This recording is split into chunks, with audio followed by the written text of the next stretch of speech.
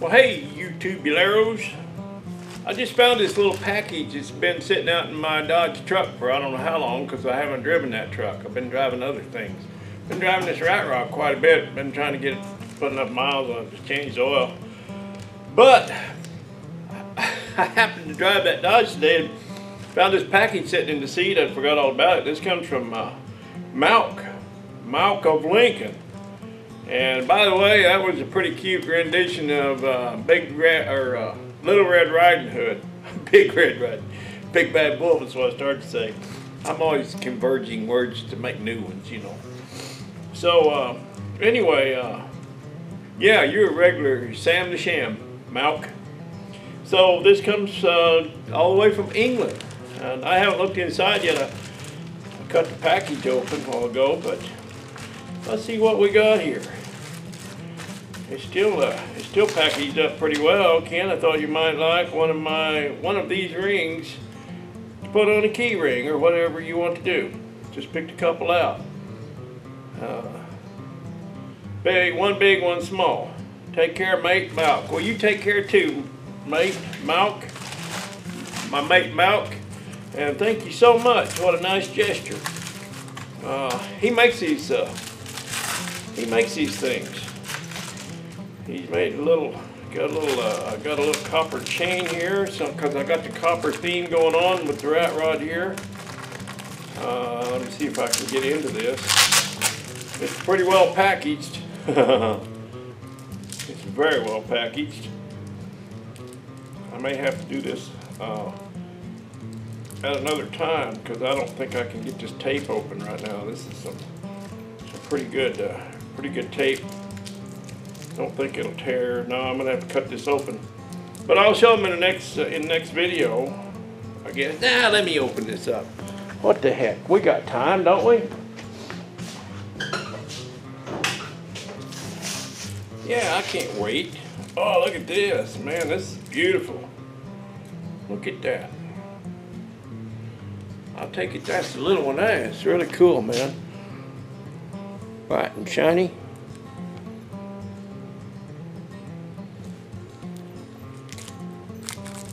Here is the big one. I forget what he makes these out of. Might have to go back and watch the video. But anyway, pretty cool, man. Let's see. Let me see if the big one will fit my pinky. Yeah, there you go. All right. Talk about Gremlins a little bit. I got this thing on the road, and usually when you build something like this, and first take it out on a couple of shakedown runs, you'll find a few things wrong, and I did. I expected to, but nothing's real bad. So drives and rides good, and it runs good. But first day I took it out and really put some time on it, some miles on it. We were headed out to metal shop, and Kerwood followed me out there. And we got out there, he said, boy, you got a rear wheels wobbling real bad. Well, I got it home, got it on the lift here, and started to investigate. And these Cadillac drums, 57 Cadillac rear end of this thing, the drums, they go on and the bolts go through the end into the axle, and they're not opposing, they're kind of offset to one side a little bit. So the original Cadillac wheel would just fit right up over those bolts. Wasn't an issue. Well, I didn't realize my wheels were riding up on the heads of those bolts.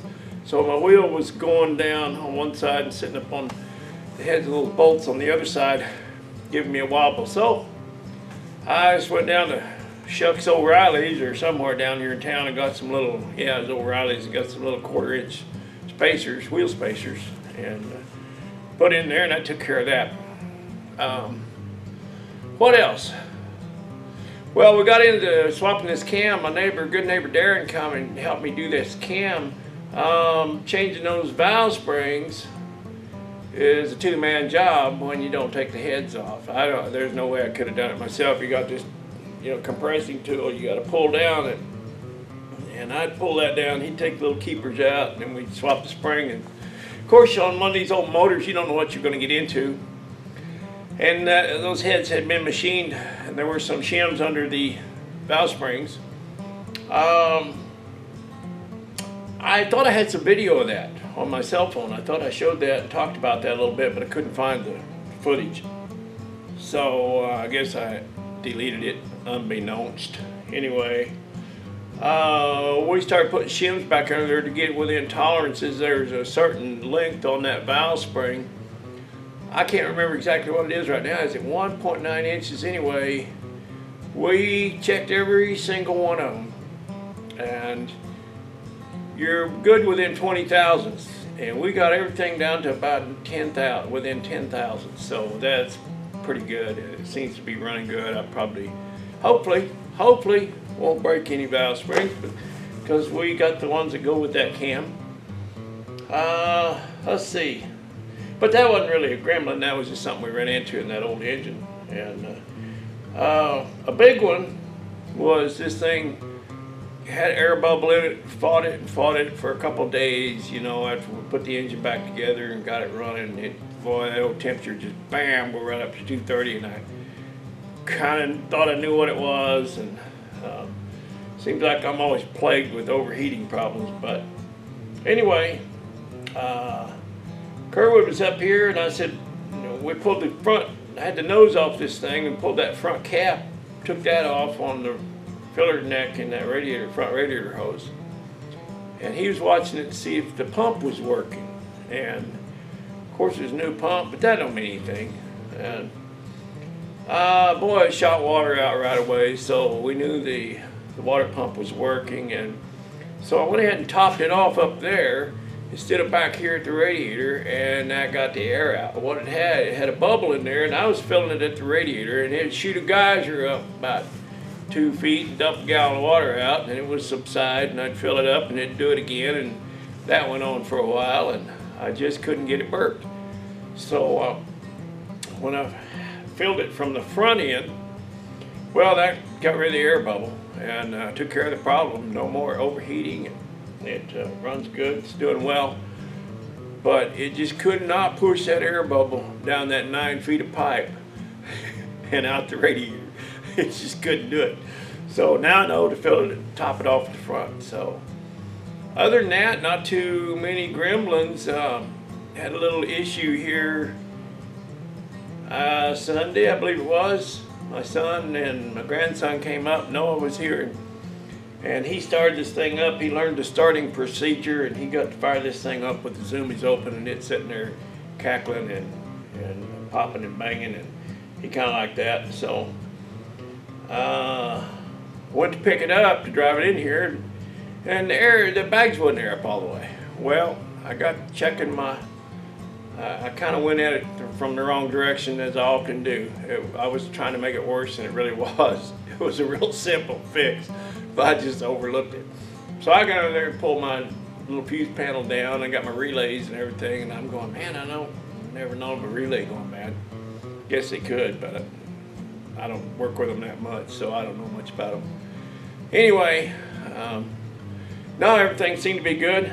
So finally, just by accident, discovered that my wires had vibrated off of the pressure switch on the tank. Simple as that. Plug it in, the compressor's fired up, and we're back in business. So I was making it worse than it was. Anyway, that's about it. I just want to talk about gremlins a little bit, and another thing is stick-to-it-tiveness, man. You got to have it if you're going to build one of these by yourself. You got to have some stick-to-it-tiveness.